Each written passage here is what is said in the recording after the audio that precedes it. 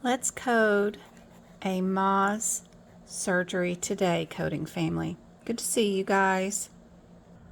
Mohs surgeries are kind of like E&M, where we don't do the process of elimination when we're working in these questions during a certification exam. They have their own set of guidelines that are separate from the rest of the integumentary system. So you want to make sure that you look at and don't exclude any answers from these.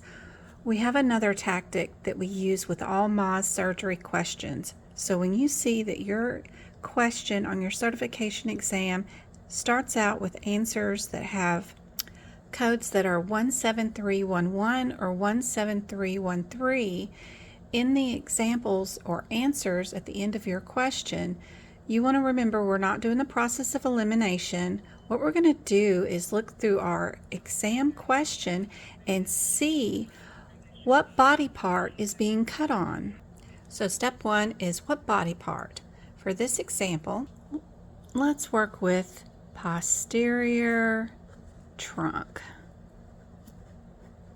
which, if you don't know, is your back. Posterior trunk equals back.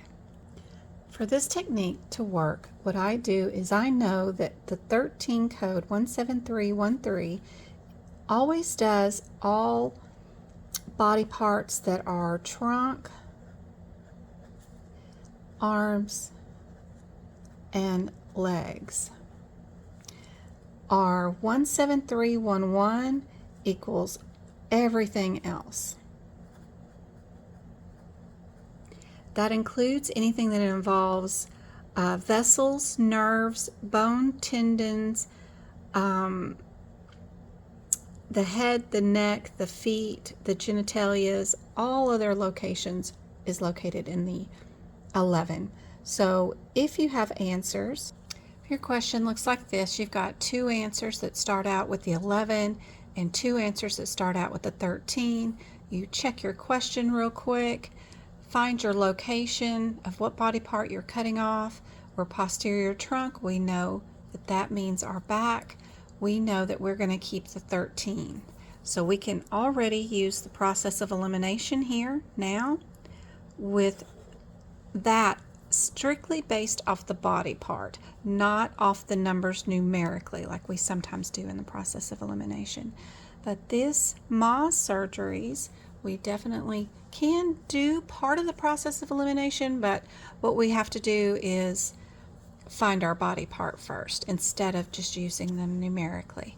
So I hope this helps out quite a bit on your Mohs surgeries, getting you started on those practice exam questions. If you like this content, be sure and subscribe, and be sure and comment and like and share this out there so that I can create more content like this for you. Be sure and let me know what kind of content you would like that to be. I hope this is helpful.